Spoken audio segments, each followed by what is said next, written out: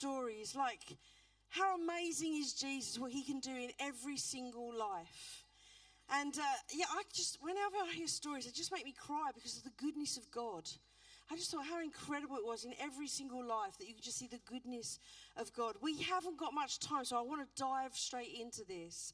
I want to start by reading to you from John chapter 14, verses 1 to 11. I'm going to read this passage, and this is Jesus speaking. He says this: "Do not let your hearts be troubled. You believe in God, believe also in me. My Father's house has many rooms, and if that were not so, I would have told you. And I am going to prepare a place for you. And if I go and prepare a place for you, I will come back and take you to be with me, so that you also may know where I am going. You know the place to where I am going." And Thomas said to him, "Lord, we don't know where you're going. How can we know the way?" And Jesus answered, "I am the way, the truth, and the life. No one comes to the Father except through me. And if you really know me, you will know my Father as well. And from now on you do know him, and you have seen him." And Philip said, "Lord, show us the Father, and that will be enough for us." And Jesus answered, "Don't you know me, Philip, even after I have been among you such a long time, that anyone who has seen me has seen the Father? How can you say, 'Show us the Father'? Don't you believe that I am in the Father and the Father is in me? And the words I say to you, I do not speak on my own authority. Rather, it is the Father living in me, who is doing his work. Believe me when I say that I am in the Father and the Father is in me, and at least believe on the evidence of the works themselves."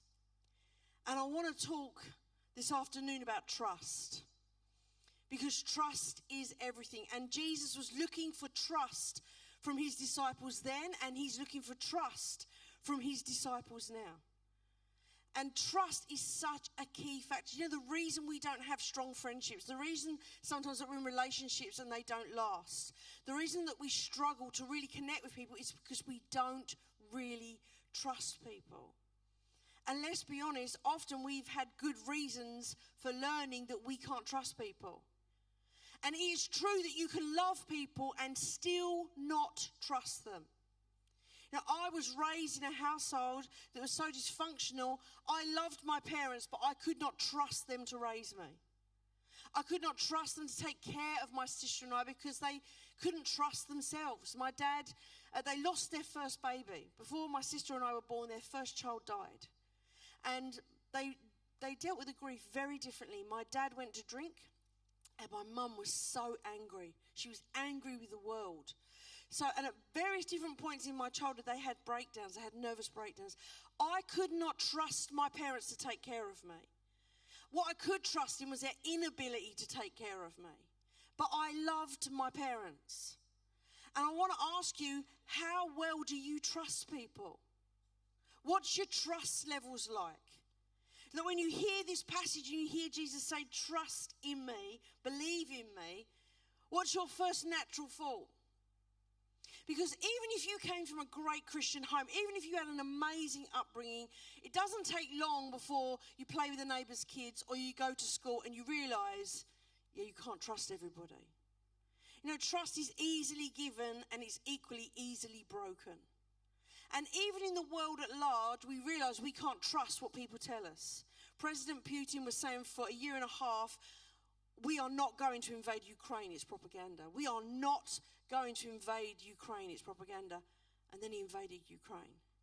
And I'm old enough to know if politicians of every party, it doesn't matter what party they come from, you'll have some politicians, it's all spin, it's not true. They'll say one thing for your vote and then you get there and then it's turned. Not all politicians like that, but I've lived enough to know it's not about a party. That politicians cannot be trustworthy.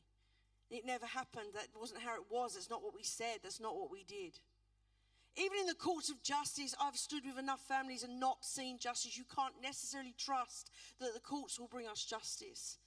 And then, of course, there's the promise, till death do us part, and you can't always trust in the promise. Our trust is easily given, and it's just as equally broken. And then we come to this passage, yet Jesus calls us to trust.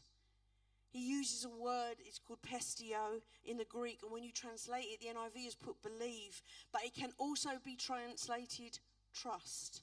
Jesus says, do not let your hearts be troubled. You trust in God the Father. Trust also in me. And the very definition of trust is an absolute reliability, an absolute confidence that the person's good for their word. They're good for what they said. You trust them. And Jesus asks of his disciples for you to trust in him. And he asked for it then, and he asked for it now. And yet, he places us in church. He places us in family. He places us in community where we know that sometimes there's a lack of trust, where our trust has been broken. And here in this passage in John chapter 14, I want to say right from the beginning, if we're going to learn to trust Jesus, we can't allow our experiences with people to affect our trust of God. And yet so often we do. I was watching a Netflix documentary with Viola Davis. You're going to think all I do is watch Netflix. You're going to come out of here and go, that woman watches a lot of Netflix. But I was watching this documentary of Oprah Winfrey interviewing Viola Davis. I don't know if you've seen it, but last year she released a biography. And Oprah was interviewing her about her biography. Now, Viola Davis, she is the most awarded black actress ever. She's actually in Time magazine listed as one of the 100 most influential people in the world right now. So Oprah's interviewing her, and she's saying, right now, you're at the pinnacle of your career. Like, she could have any movie that she wanted. She's got multiple homes. She's got a bank balance that's absolutely astronomical. She's like, what's it like to be at the pinnacle of your success? And she said, well, do you know, it's funny. It doesn't feel how I thought it would feel. I don't have that sense of satisfaction that I thought I would have at the pinnacle of my career. And then Oprah said to her, Viola, what drives you?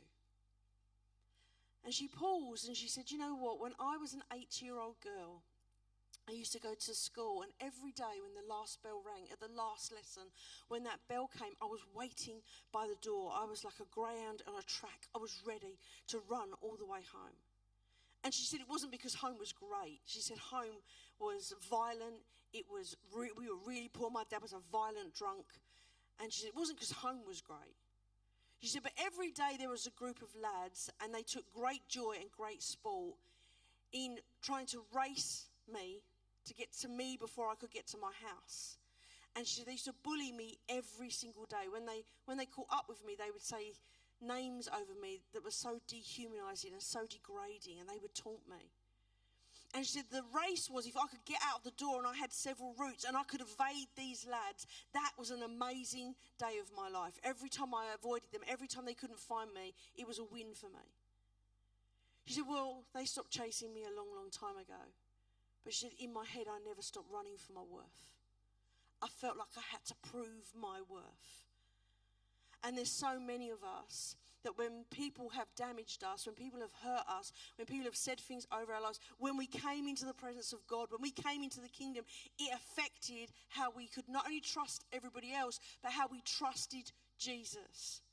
We were still running. We're still trying to prove our worth. We're still trying to show just the shiny and the bright and the beautiful, not realizing he sees everything. And he asks, will you trust me? Even with our brokenness, even with the things, we talked about cultivating the ground. We talked about digging up the soil. Well, there are things that we take out, and this is the thing that we have to put in. The foundation stone on which we have our relationship with God has to be trust. We have to put our life in his hands. We have to put our future in his hands. We put our finance in his hands. And we come and we have to make a decision. Can I trust you, Jesus, with myself? See, in this passage, Jesus says, trust in me, trust in God the Father. Jesus wants to be the foundation stone. And he does this whole thing where he talks about the now and he talks about eternity. I will go and I will come back and I will prepare a place for you. It's a passage we often hear read at funerals. I want to tell you something. You can trust Jesus with your now, but you can trust Jesus with your tomorrow, and you can trust Jesus with your eternity, and you can trust Jesus with your family. Jesus is looking for your trust. And we come into the presence of God and we think we can fool God. But he knows all things. He knows exactly, when I said, how well do you trust? He knows what your trust level is like, not only with the people in your church, not only with the people in your community, but in your relationship with him. Trust in me. And we don't trust in Jesus just because he says so. We trust in Jesus because he has proved himself faithful. Because he has proved himself reliable, because his word proves to be true. We trust Jesus because he is loving and holy and pure, and he comes without agenda. We don't trust just because he says it. We trust because we learn that we can. His mercies really are new every morning. His love never fails. His word is true. He never cancels ghosts or just unfollows. He promises to never leave you and never forsake you. You can trust him. You can trust that when you're in the darkest situations of your life, he is the light of the world. He's the anchor in the storm. He's the shepherd for the lost. He's the father to the fatherless, the Bible says. You can trust that what he says about himself is true, and what he says over your life is true. And all of those three stories was a testimony that you could trust him. And yet, we've learned that we can't trust always in the man and the woman that we did trust.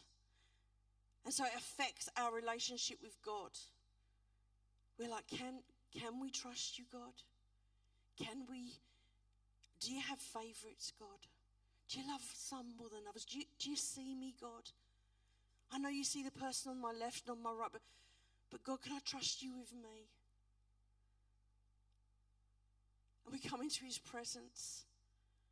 We have to learn to make him the bedrock, the foundation stone. I talked about stabilizing the ground. The ground is stable when you stand upon the rock. And the Bible calls Jesus our rock. It says he's the cornerstone, the chief stone, the stone that holds all things together. And when you put him as your foundation, you can trust in him. I can't promise you that everything's going to go well. Sometimes when we become Christians, we buy into this mindset. It means that we're in some sort of buffer. That nothing's going to touch us anymore, and everything's going to go well, and bluebirds are going to fly over my head, and there's going to be a song, and I'm going to skip from now on. Now that I'm a Christian, I'm not walking, I'm skipping. And we sort of buy into this lie that suddenly we're a Christian, everything's going to go smooth, and then we hit a problem, we hit an issue, something goes wrong. We're like, oh, can I trust you, God? And I love these scriptures, like in Psalm 56 verse 3, it says, when I am afraid, I put my trust in you. Isaiah 43 verse 2 says, when you pass through the waters, I will be with you. He doesn't say the waters aren't coming. He doesn't say that flood won't happen, but he says, I will be with you. When the fire comes, I will be with you. And we've got to come to a mindset. We've got to go from immaturity to maturity to know obstacles will come. Difficult seasons will arise. The difference is, do we trust him? Do we really trust him? See, recently in the office, one of the guys on our team, his name is Melvin, he works with young offenders. And he was telling us at staff meeting that they did this thing called an ACE test. Now, the ACE test stands for Adverse Childhood Experience. And what they're doing with the young offenders is they're working out how much childhood trauma they've had that's affected into the adults they've grown into. Because how much trauma they'd experienced affects all sorts of areas of their life. And he said, we've got this test. He said, it's really deep. He said, it's 10 questions. They're 10 deep questions. And if you answer yes to one to three of them, it means you've got intermediate trauma. And we know the sort of areas that we've got to work on. But if you score 4 and above out of these 10 questions, he said, you're high risk trauma. It means you've got a much higher risk of being suicidal, deeply depressed, serious mental illness, low academic outcomes. You're going to be in poor relationships. You're going to have substance abuses, all of these things if you score 4 and above. I said to Melvin, I'd love to do that test. So he gave me the test. I went up to my office. I sat down. I did it. I scored 8 out of 10. So you know what that test can't account for? Jesus. Because I met Jesus when I was 19. And when I met Jesus, he modeled parenthood for me. He spoke life over me. He loved me. He said, you can trust me. I put my hand in Jesus and he walked me through stuff that was so painful and so difficult. But Jesus can do all things. And that which man says, that which society says, that which diagnosis gives, I want to tell you, Jesus can change everything. There is nothing he can't change. So you can have your diagnosis, but I've got Jesus. I actually married a great man. I actually married a man who's so stable, like you can push him really hard, you're not going to fall him. He's so stable. But this is what the world says. This is the diagnosis. But the difference is that Jesus changes us. He changes our now. And when we trust him, when we come close to him, when we put our hand in Jesus, even when we're going through the fire, we walk different to other people going through the fire. Because we're not looking down, we are looking up. When we're trusting Jesus, we'll speak differently when we're going through the fire. We will, I love that story of, when Gary had cancer and she was like, we made a decision that we're going to worship during the fire. See, it's easy to stand up when we come to the end of the story and we know the outcome, but what about when you're in the middle of the fire? Do we trust Jesus then? Because that's when the rubber hits the road. That's when all the flowery things that we sing and we say really come to the front. Do we trust him when we've got the cancer diagnosis? Do we trust him when the money's not in the bank? Do we trust him when the person walks out the door that we've loved and invested our lives in? How much do we really trust him? Because it's the easiest thing in the world to say, and it's the hardest thing sometimes to do. To grow in our trust of Jesus, we have to also accept our own imperfections. See, sometimes we always say we can't trust them, but can we trust you? It's easy to look at others and we know the faults of everybody else, but do we really know the faults and the things that we need to deal with in ourselves? See, over the years as a leader, you realise that it has nothing to do with age that comes with spiritual maturity. I've dealt with 64-year-olds who are less mature than 15-year-olds that I had in the youth. The difference is whether we're being honest with ourselves in the presence of God. And the truth is we delude ourselves so often over the years. It's another self-defense mechanism. We tell ourselves things. We blame them and we excuse ourselves.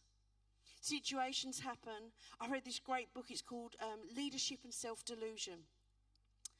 And it's not just for leadership, it's about every human being. The lies that we tell ourselves, things that we say are true. Not just things that we think we're good at. Like you watch X Factor. Sometimes you think, there was delusion. That was delusion. I don't know who told you that. You really believe that. But the reason they're doing it is because they truly do believe. That happens to every single one of us. There are areas of our lives we delude ourselves. And I want to tell you something. Growth really happens in your life when you stop lying to yourself. When you stop giving yourself excuses and you stop justifying behaviour. Part of my growth, because I grew up quite wild, was when my pastor just said to me, no, Keely, you don't get to behave like that. Own your stuff. He was parenting me. He was spiritual parenting me. I could have said, I've had a hard life. I've had this happen. This was difficult. He was like, no, you don't get to behave like that anymore. You're now a Christian. Follow Jesus. Tough love. But I needed it. I needed someone to go, no, you don't have to live like that. No, you don't have to do what the ACE test says. No, the trauma doesn't have to affect you for the rest of your days. You can be changed through Jesus Christ. And I want you to stop lying to yourself. You know there are areas. When Roy and I were first married, our church used to pray for Roy, bless him. Like, he's super calm, but he's also very strong-willed. We'd have an argument, and I'd throw the dinner up the wall. Like, I remember walking up the stairs once, and I tripped, and he laughed at me. And I came down the whole roast dinner, and I lifted the whole table and threw it up in the air. Absolutely terrible behaviour. And we went to the pastor, and we had a big row, and we ran his house. Bless him. He was like always taking care of us. And I'd be like, he said this and he did this. And he did do that. And he did say this. And then he'd say, but that is no reason to throw the dinner, was it? There's nothing to say. There is nothing to say. And sometimes the truth is we can go 20 years justifying behaviour. We can say, I do it because of that. That happened to me, and I know I shouldn't do it, but that's why. Stop it. Stop it. Part of growing up is maturing and accepting and owning our behaviour. And if you want to grow in trust of the Lord, you've got to start with your own trustworthiness. Luke 16 says, he who is faithful with the small things, Jesus said, can be trusted with much. Well, how faithful are you with the small things? How much do you turn up when you're meant to turn up? How much do you speak up when you know you should speak up? Or maybe do you speak up when you should stay silent? There is things that we've got to own our behaviour. We've got to go no to that and yes to this, no to that and yes to this. We've got to work on our own untrustworthiness. Because when we grow, when we enlarge, when we allow the Spirit of God to do work in us, then we give permission for all the other people around us to grow. We stop justifying and we start expanding. You know, and I read this passage, it's clear to me, Philip and Thomas, they don't really trust Jesus yet. He's saying things, they're like, yeah, but we don't really know where you're going. Are you really the Father? Now think about that. They've been with him all that time and yet they've still got trust issues. We have never seen Jesus in the flesh. One day we will see him face to face. And yet he still calls you to trust him. He says, will you trust me regardless? And I have learned over the years that trust is a choice. 1 Corinthians 13, just like love, it says love trusts. We have to make a decision, not just based on how we feel. We have to make a decision. Jesus, I am going to trust you. Because sometimes I've learned he asks us to do things that aren't comfortable and they're not easy. But if we trust him, we will do them. I love that passage in Mark chapter 3 where the man comes into church with a withered hand. And, you know, in the Old Testament times, or in this New Testament time, when they came into the synagogue, if you had something wrong with your body, there were certain places you couldn't go because they thought you must have done something wrong. It was some sort of divine punishment. So this man had a withered hand, and I've no doubt that when he came into shops or he interacted with people, it wasn't the hand that he extended forward. It wasn't something he was proud of, that he showed about. It would be something that he would hide. And here he is in the synagogue. I don't know if you've ever thought about this, but Jesus could have healed him with a word. Jesus could have taken him to the side and spared him and said, oh, look, just come to the side with me. I've got, I want to heal you. But actually what Jesus did was in front of everybody, he got the man to stand up and stretch forward the thing that he was most ashamed of. Now just imagine if right now from the front I stood you up and I called out the thing in your life that you are most ashamed of. Imagine that feeling. Imagine how you would feel. And you have to think, Jesus, why did you do that? Well, the reason he did it was not to shame him, but so that to see that he trusted him. Because if you're going to stretch forward the thing that you're most ashamed of and you're going to believe that God's going to change it, you've got to trust that person. And when you read Mark 3, the man stretches forth his withered hand. And guess what? Jesus heals him. And right now, on this day and in this moment, God's saying, would you stretch forth the thing that you are most ashamed of? Would you give me that area of your life that you're clutching onto, that you're holding control of? Will you actually trust me with your future? Will you actually stop, going on Tinder and looking on different, will you actually trust that I have got the right person for you at the right time and that it's okay where you are right now? Will you actually trust me? Or do you always have to make a plan, make a strategy? Jesus says, trust me. You trust in me. Trust also in God the Father. When I grew up, I trusted no one. My mum would say to me and my sister, you can't trust anybody. That was the mantra of my life. When I became a Christian and I read passages like this and Jesus said, trust me, I was like, maybe a little bit. Maybe I'll give it a little bit. And then the longer I was in the faith, maybe I'll give you a little bit more. I can trust you with this area. And then I went off to Bible college and I went off to be part of the leadership of God's church. And it's funny how God really knows what's going on the inside. You can fool everybody else, but you can't fool him. And we went off to college, and while I was there, my sister had her second baby. She had a daughter, a much longed for daughter. She had a son, she wanted a daughter. And she rang me up, and she had a little girl called Amber. She's beautiful, brown eyes. I felt like she was born with freckles. She was adorable. And we went down and we rejoiced as a family. And after about 6 months, my sister rang me and she said, I'm worried about Amber. And I said, what is it? She said, she's just not moving the way that she should. She's not rolling in the way that she should. And I said, what you would probably say, well, look, every child's milestones are different. It doesn't mean anything. And my sister was like, no, I'm going to check her out. I'm just a little worried. Well, about a month later, my sister rang to tell me they'd got the results. And it was the worst results you could possibly think of. They had diagnosed Amber with a genetic disease, and it was called spinal muscular atrophy, and it meant that every muscle in her body, like she had the worst strain of it, they weren't growing, they were atrophying. And they said even her lungs, she won't live to the age of 1. And I said, but I know a God who heals. I know a God. I've seen cancers healed. I've seen people get out of wheelchairs. I know God heals. And Roy and I drove down. We were thinking, this is the moment where my whole family gets saved. This is the moment where God heals, my whole family gets saved, and it's going to be incredible. And we laid hands on her in absolute faith, and we believed, and we said, you're going to see Jesus do something amazing. And we went back to college. And the saddest day of my life, my mum rang up, and I could hear the sound of the cry that Amber had died. I have to tell you, I was livid with God. I was livid. I don't know if you've ever been livid with God, but I was like, I trusted you. I trusted you to do that. And you did not do that. And I thought, I can't even talk to you, God. And it's really hard when you're a minister to not talk to God. And I went into the church, and I said to my husband, I don't even know if I can talk to God ever again. And I literally came out of that place, and for about 2 weeks, me and God, we did not talk. Then one night I drove down in the dark, and I went into the church, and it was dark. And I said to the Lord, I trusted you, and you failed me. I believed you were going to do that, and you didn't. And there was a silence, and I felt the still, small voice of the Holy Spirit. And do you know what he said to me? He said, do I not love Amber more than you? And I waited.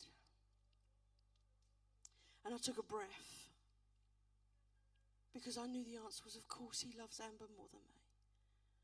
And I said, Lord, I know you love her. But she's gone. My sister's arms are empty.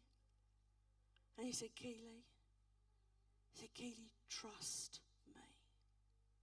No explanation.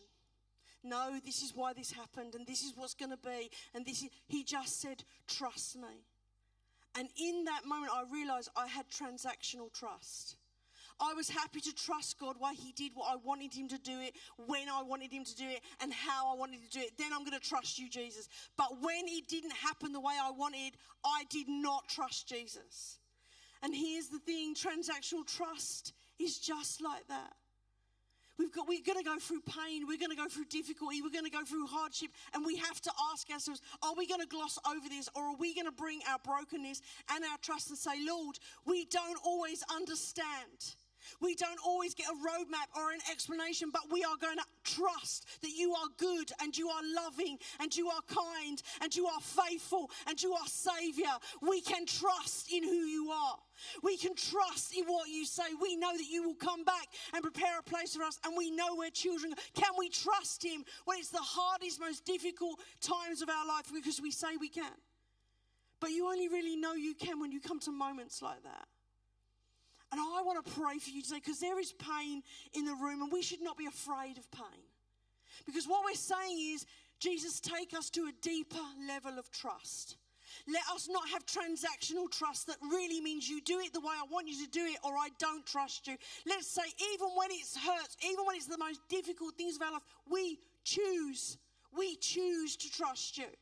We choose to give you the pain and the mourning and the difficulty, not just in the middle of the story, but sometimes even at the end.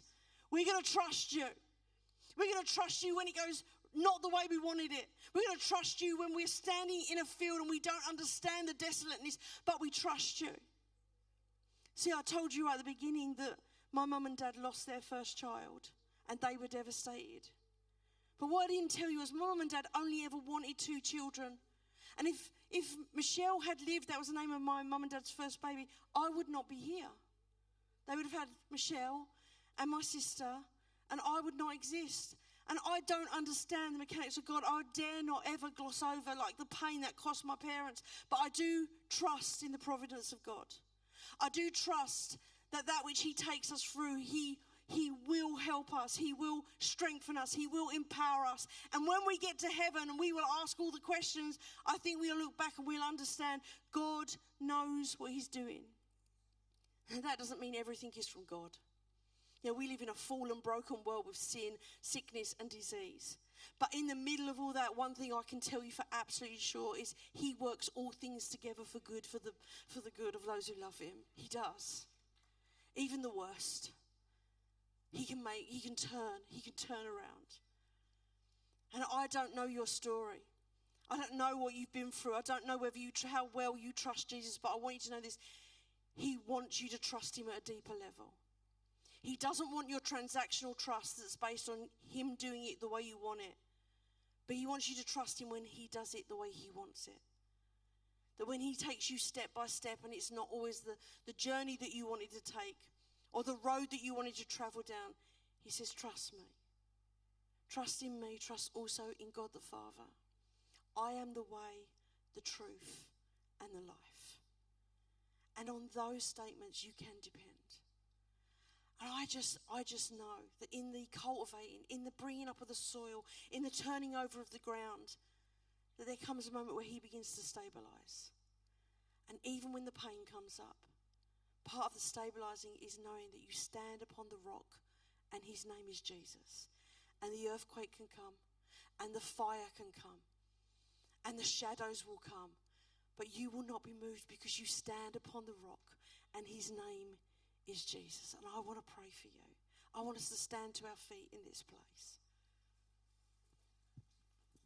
Because so often we sanctify stuff, we sanitize stuff. And actually Jesus wants us to deal with the real stuff. He's okay with crying and he's okay with pain and he's okay with withered hands. He's okay with us coming forward and stretching out that which needs to be stretched out so that he can heal us. So let me ask you just to close your eyes. I want to pray for you. As we come to the end of this conference and as God has been stirring deep things in our lives, he's stirring things not to harm us, not to break us, but that we might be more deeply connected with Jesus himself. That we won't leave things in the dirt. That we won't leave things, pain that needs to be healed and restored. That when he says, not my will but yours, when he prays that prayer, that for every single one of us will come to a place in our life where we'll be able to say, Jesus, not my will, but yours. So let me ask you to close your eyes. Maybe as I'm preaching, I don't know what your trust level's like in Jesus. I don't know whether you say 110% whatever he says, I'll do it. Or whether a bit like me, you have transactional trust. Where like you have trust, but Jesus, only as long as it's working out for my good. Well, it's time for us to go to a new level of maturity. It's time for us to truly surrender our will and our ways and go, God, Jesus, I'm going to put you right back on the throne of my life because that is where you belong. And whatever happens, I choose to trust you. So if you're in this place and you're like, Jesus, I need you to help me with this, I just want you to close your eyes and lift up your hands to the Lord. I'm going to pray for you. I just want to create space for the Holy Spirit just right now by the power of his presence. The Spirit of Jesus is in this room. Lord, you know all things. You know every single woman in this room. You know every story, every account, every pain, every difficulty. You know everything, Lord, that didn't go the way that we wanted it. And I pray, Lord, that you would really help us to go to new levels of trust of you. That we would have fresh revelation, Jesus, of who you actually are. That you are the King of Kings and you are the Lord of Lords. You have not abdicated the throne and there are not things that you do not see. But Lord, we can trust our lives to you. We can trust relationships to you. We can trust our children to you. We can trust our finance to you. And whatever areas are in this room where there has been mistrust or finding difficulty to trust, I pray, Lord, by your Spirit, by the power of your presence, that you will bring that peace that's like a river. That, Lord, you will bring assurance because you are a good Father. That you will bring assurance by your presence, that you see all things and you know all things, and you are not afraid of our pain and our brokenness. So, Lord, I pray that you would help us to lay down transactional trust. That, Lord, we will lay down our will and we will take up yours. Help us to be mature and to grow more like you, to take us from glory to glory to glory. Holy Spirit, we pray, help us to heal the deepest things. Help us to heal the pain and the hardship. Lord, to come into your presence knowing who you really are. Who you really are. That we'd have fresh revelation, Jesus, of who you really are. And all of God's women said, amen. Amen. I'm going to be around. There's a team here to pray, so you don't need to rush off. I'm going to hand back to Diane. But I really want to be praying for you over these coming weeks, that you will have continued breakthrough, continued revelation. Keep walking out the word of God and choose to trust him.